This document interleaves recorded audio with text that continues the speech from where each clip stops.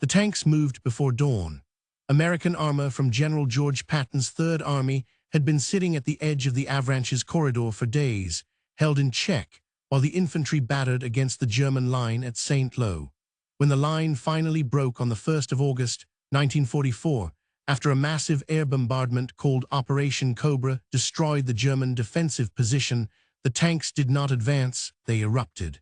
In 72 hours, Patton's lead divisions covered more ground than Allied forces had taken in the previous 7 weeks.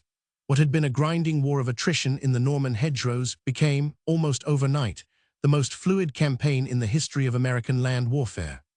On the 25th of July, 1944, 50 days after the Normandy landings, Allied forces in northern France were locked in one of the most difficult ground combat environments in the European theater. Bocage, the dense network of ancient earthen hedgerows that divided the Norman countryside into small, defensible compartments, had turned every field into a fortification and every road into a death trap.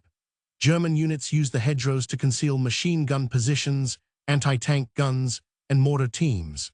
American units trying to advance had to clear each hedgerow individually, under fire, often losing 1 or 2 men for every 50 yards of progress. Progress was measured in hundreds of yards per day. At that pace, reaching Germany would take years. Operation Cobra was the attempt to break the stalemate. General Omar Bradley conceived it as a saturation bombing attack that would obliterate a 3-mile-wide, 1-mile-deep section of the German line west of Saint-Lô, creating a gap through which American armor could pour. On July 25th, 1,500 B-17s and B-24 dropped nearly 4,000 tons of bombs on the target zone. The bombardment destroyed a German Panzer-Lehr division as an effective fighting force. It also killed 111 American soldiers and wounded almost 500 more, a tragedy born from short drops by bombers nervous about flying directly over their own troops. General Leslie McNair, the senior American officer in France, was killed in the friendly fire bombing and had to be quietly identified and buried before the news could affect morale. Despite the tragedy, the gap in the German line was real. Patton had been waiting. He had spent the week since Normandy in a kind of official limbo, sidelined after slapping a soldier in Sicily, present in France, but without a formal command, while Bradley developed the breakthrough concept. When the Third Army was activated on August 1st and Patton was given it, he moved immediately.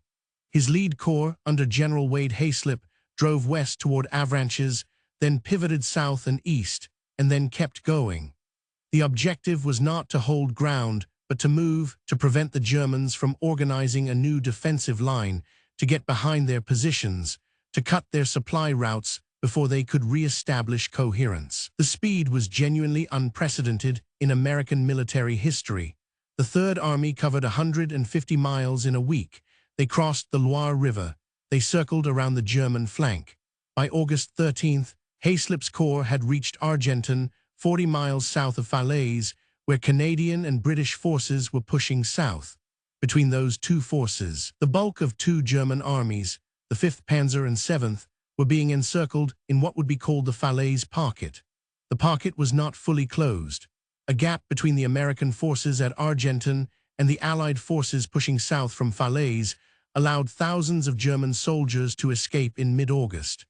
The escape of perhaps 50,000 men, including many experienced commanders, would complicate the subsequent campaign in Germany. But those who remained inside the pocket, approximately 10,000 dead, 50,000 prisoners, and hundreds of destroyed tanks and artillery pieces, represented the destruction of Germany's primary field force in France. After Falaise, there was no coherent German military organization between the Third Army and the German border. The breakout from Normandy was the product of a complex chain of events.